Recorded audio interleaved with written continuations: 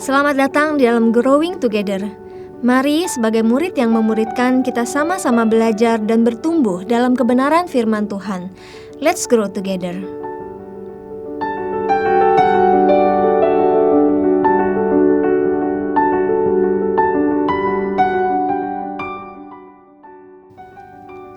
Bapak Ibu yang dikasihi Tuhan, hari ini kita akan belajar tentang leading with conviction atau memimpin dengan keyakinan. Apakah seorang pemimpin perlu untuk memimpin dengan keyakinan?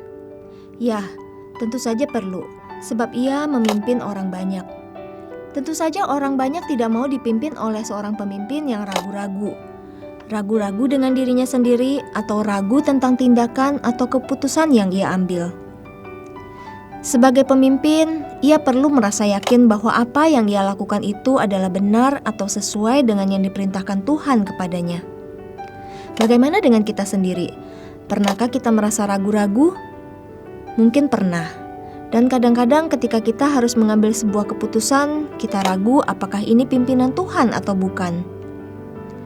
Kita mungkin pernah meminta tanda dari Tuhan agar kita tahu bahwa keputusan yang kita ambil itu benar, tidak salah dan sesuai dengan kehendak Tuhan. Demikian pula dengan para pemimpin. Kadangkala mereka ragu-ragu dan perlu diyakinkan terlebih dahulu, sehingga mereka dapat memimpin dengan efektif. Bapak Ibu yang dikasihi Tuhan, untuk dapat memimpin dengan efektif, pemimpin perlu diyakinkan Tuhan terlebih dahulu akan panggilannya. Misalnya tokoh Alkitab Gideon di dalam Hakim-Hakim 6. Pada zaman hakim-hakim, orang Israel melakukan apa yang jahat di mata Tuhan. Oleh karena itu, Tuhan membuat mereka berada di bawah kekuasaan orang Midian selama 7 tahun lamanya. Lalu, orang Israel berseru kepada Tuhan dan minta kelepasan dari tangan orang-orang Midian. Tuhan mendengar doa mereka dan memilih seorang yang bernama Gideon. Malaikat Tuhan menampakkan diri kepadanya dan berkata bahwa ia disertai. Ketika mendengar perkataan ini, maka Gideon segera menjawab bahwa hal ini tidak mungkin. Tidak mungkin Allah itu menyertai bangsa Israel. Di dalam ayat 13 Gideon menjawab, "Ah Tuanku, jika Tuhan menyertai kami, mengapa semuanya ini menimpa kami?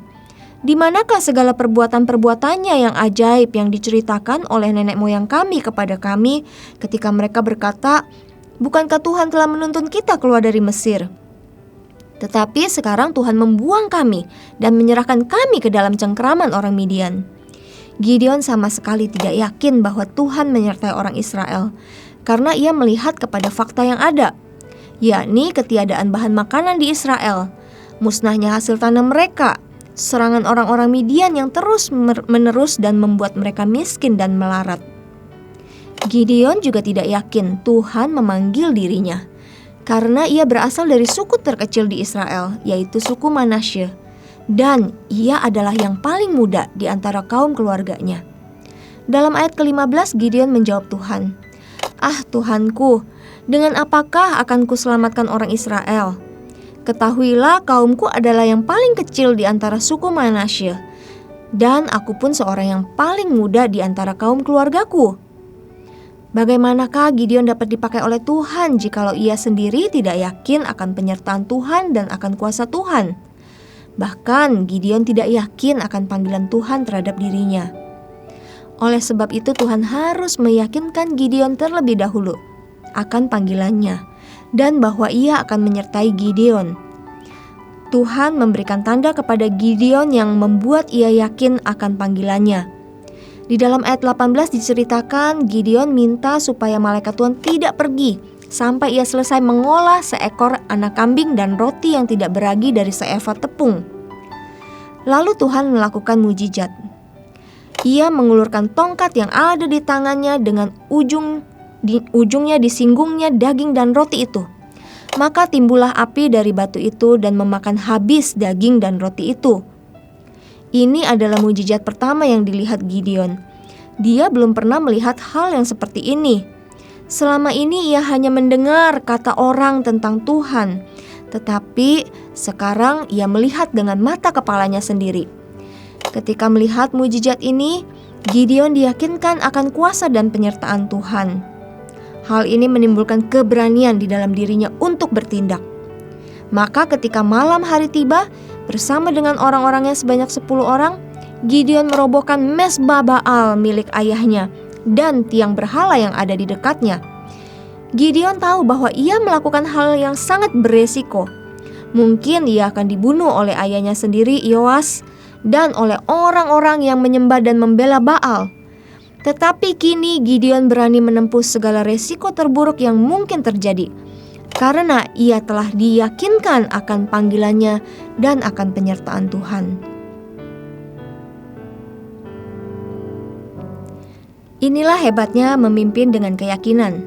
Ketika seseorang memimpin dengan keyakinan, ia akan dapat menghadapi raksasa yang ada di hadapannya.